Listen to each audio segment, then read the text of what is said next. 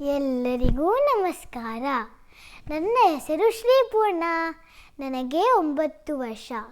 ನನ್ನ ಪ್ರಸ್ತುತಿ ಡಾಕ್ಟರ್ ದೇವನಹಳ್ಳಿ ವೆಂಕಟರಮಣಯ್ಯ ಗೊಂಡಪ್ಪನವರು ಅಂದರೆ ಡಾಕ್ಟರ್ DVG ಅವರು ಬರೆದ ಕನ್ನಡದ ಪ್ರಮುಖ ಸಾಹಿತ್ಯ ಕೃತಿಗಳಲ್ಲಿ ಪ್ರಸಿದ್ಧವಾದ ಮಂಕುತಿಮ್ಮನ ಕಗ್ಗದಿಂದ ಆಯ್ದುಕೊಂಡ 2 ಕವನಗಳು. ಮಂಕುತಿಮ್ಮನ ಕಗ್ಗವನ್ನು ಕನ್ನಡದ ಭಗವದ್ಗೀತೆ ಎಂದು ಕರೆಯಲಾಗುತ್ತದೆ. ನನ್ನ ಮೊದಲನೆಯ ಆಯ್ಕೆ ಅನ್ನದಾತುರಕ್ಕಿಂತ ಚಿನ್ನದಾತುರ ತೀಕ್ಷ್ಣ, ಚಿನ್ನದಾತುರಕ್ಕಿಂತ ಹೆಣ್ಣು ಗಂಡೊಲವು, ಮನ್ನಣೆಯ ದಾಹ ಇದೆಲ್ಲಕ್ಕೂ ತೀಕ್ಷ್ಣತಮ, ತಿನ್ನುವುದು ಆತ್ಮವನೇ ಮಂಕುತಿಮ್ಮ, ತಿನ್ನುವುದು ಆತ್ಮವನೇ ಮಂಕುತಿಮ್ಮ. ಅನ್ನದಾತುರಕ್ಕಿಂತ ಚಿನ್ನದಾತುರ ತೀಕ್ಷ್ಣ, ಚಿನ್ನದಾತುರಕ್ಕಿಂತ ಹೆಣ್ಣು ಗಂಡೊಲವು, ಮನ್ನಣೆಯ ದಾಹ ಇದೆಲ್ಲಕ್ಕೂ ತೀಕ್ಷ್ಣತಮ, ತಿನ್ನುವುದಾತ್ಮವನೇ ಮಂಕುತಿಮ್ಮ. ಈ ಕಗ್ಗದ ತಾತ್ಪರ್ಯ: ಮನುಷ್ಯನಿಗಿರುವ ಆಸೆ ಎಂಬುದರ ಬಗ್ಗೆ ಇಲ್ಲಿ ಹೇಳಿದ್ದಾರೆ. ಹಸಿವೆ ಆದಾಗ ಎಲ್ಲರಿಗೂ ಅನ್ನ ಬೇಕು. ಅನ್ನ ತಿಂದರೆ ಹೊಟ್ಟೆ ತುಂಬುತ್ತೆ. ಹೊಟ್ಟೆ ತುಂಬಿದ ತಕ್ಷಣ ಆಸೆ ಅನ್ನುವುದು ಬೇರೆ ಕಡೆ ಹೋಗುತ್ತೆ. ಈಗ ನಮಗೆ ಒಳ್ಳೊಳ್ಳೆ ವಸ್ತುಗಳು ಬೇಕು, ಇನ್ನೂ ಜಾಸ್ತಿ ದುಡ್ಡು ಬೇಕು. ಸರಿ, ಅದು ಸಿಕ್ತು ಅಂದುಕೊಳ್ಳೋಣ. ನಂತರ ನಮಗೆ ಸ್ನೇಹಿತರು ಬೇಕು, ನಮ್ಮನ್ನು ಪ್ರೀತಿ ಮಾಡುವವರು ಬೇಕು. ಸರಿ, ಅದೂ ಸಿಕ್ತು ಅಂದುಕೊಳ್ಳೋಣ. ಇದೆಲ್ಲ ಸಿಕ್ಕಿದ ಮೇಲೆ ಮನುಷ್ಯ ಮನ್ನಣೆ ಅನ್ನುವುದರ ಹಿಂದೆ ಹೋಗ್ತಾನೆ. ಅಂದರೆ ಎಲ್ಲರೂ ನನ್ನನ್ನೇ ಹೊಗಳಬೇಕು, ನನಗೆ ಎಲ್ಲ ಪ್ರಶಸ್ತಿಗಳು ಸಿಗಬೇಕು, ನಾನು ಪ್ರಸಿದ್ಧವಾಗಬೇಕು ಅಂತ. DVG ಅವರ ಪ್ರಕಾರ ಈ ಮನ್ನಣೆ ಅನ್ನುವ ಆಸೆ ಬೇರೆ ಎಲ್ಲ ಆಸೆಗಳಿಗಿಂತ ತೀಕ್ಷ್ಣವಾದದ್ದು.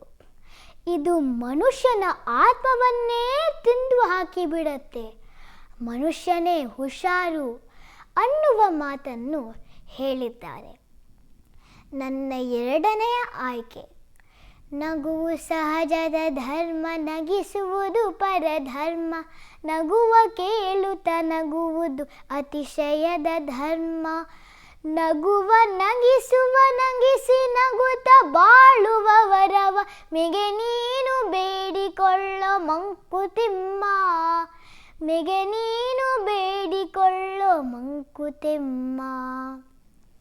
ನಗುವು ಸಹಜದ ಧರ್ಮ, ನಗಿಸುವುದು ಪರಧರ್ಮ, ನಗುವ ಕೇಳುತ್ತ ನಗುವುದು ಅತಿಶಯದ ಧರ್ಮ, ನಗುವ ನಗಿಸುವ ನಗಿಸಿ ನಗುತ್ತ ಬಾಳುವ ವರವ, ಮಿಗೆ ನೀನು ಬೇಡಿಕೊಳ್ಳೋ ಮಂಕುತಿಮ್ಮ.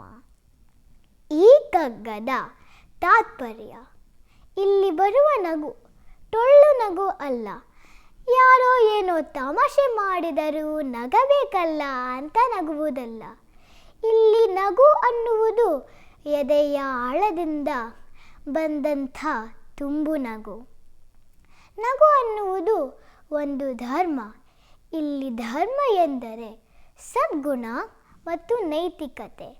ನಾವು ನಾವಾಗಿಯೇ ನಕ್ಕರೆ ಅದು ನೈಸರ್ಗಿಕ ಧರ್ಮ. ನಾವು ಬೇರೆಯವರನ್ನು ಹೀಗೆ ನಗುವಂತೆ ಮಾಡುವುದು ಸ್ವಾಭಾವಿಕ ಧರ್ಮ. ಒಬ್ಬ ನಗ್ತಾ ಇದ್ದರೆ ಅದನ್ನು ಕೇಳಿ ಇನ್ನೊಬ್ಬ ಹಾಗೆ ಸಹಜವಾಗಿ ನಗುವುದು ಶ್ರೇಷ್ಠವಾದ ಧರ್ಮ. ಎಷ್ಟು ಚಂದ ಅಲ್ವಾ ಈ ನಗು ಅನ್ನುವುದು.